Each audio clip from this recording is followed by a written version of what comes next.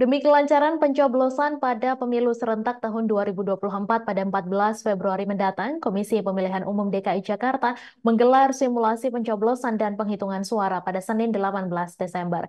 Ketua Divisi Teknis Penyelenggaraan Pemilu KPU DKI, Dodi Wijaya, mengatakan simulasi ini bukan untuk mencatat waktu secara detail, tetapi pihaknya ingin mengetahui pelayanan di TPS seperti apa. Informasi selengkapnya akan disampaikan langsung oleh wartawan Warta Kota, Yolanda Putri Dewanti. Silakan rekan Yolanda. Ya baik Mei, terima kasih dan selamat sore Tribuners. Memang baru saja siang tadi KPU DKI Jakarta menggelar simulasi pencoblosan dan penghitungan suara pada Senin 18 Desember 2023. Menurut pantauan saya di lokasi, di mana simulasi perdana ini dimulai sekiranya pukul 10 waktu Indonesia Barat.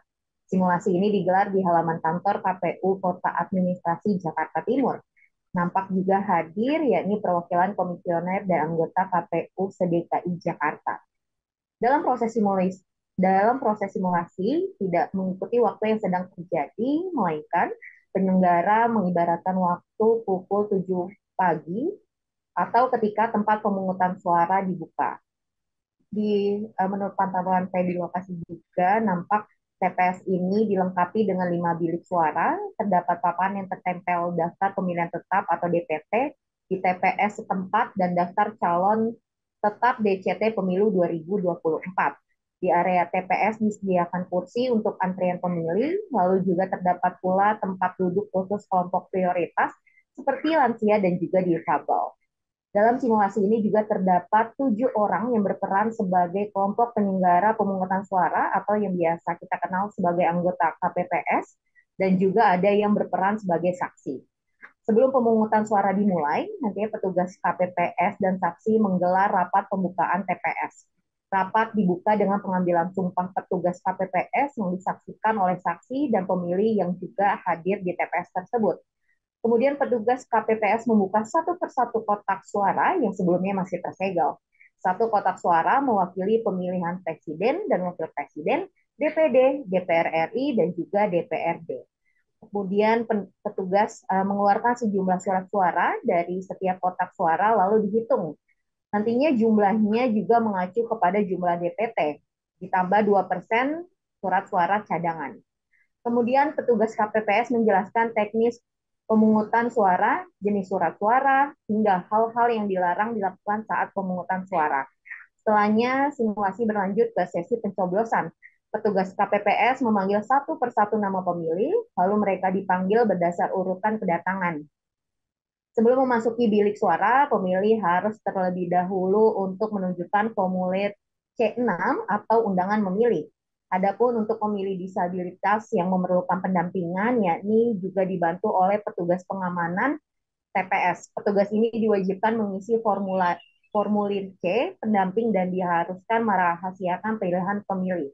Selanjutnya pemilih akan surat suara untuk pemilihan presiden dan wakil presiden serta anggota legislatif.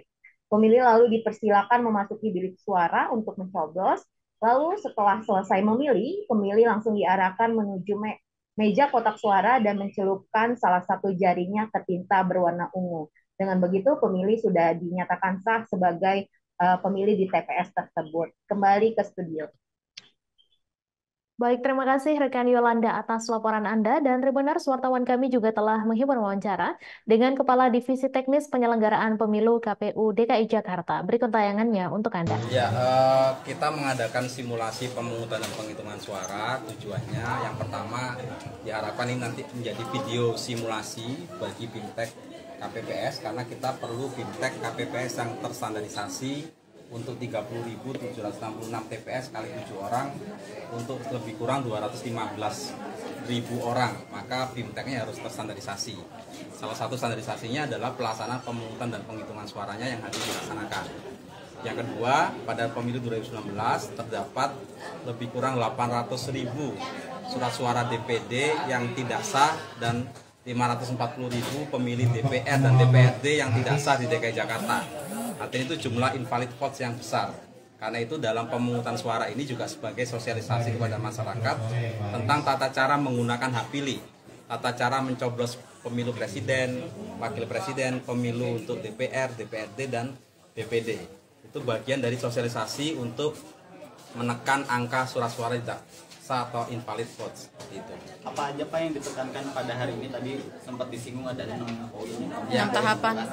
Kita ingin mensimulasikan real di TPS. Pertama, pra pemungutan. Download Tribun X sekarang. Menghadirkan lokal menjadi Indonesia.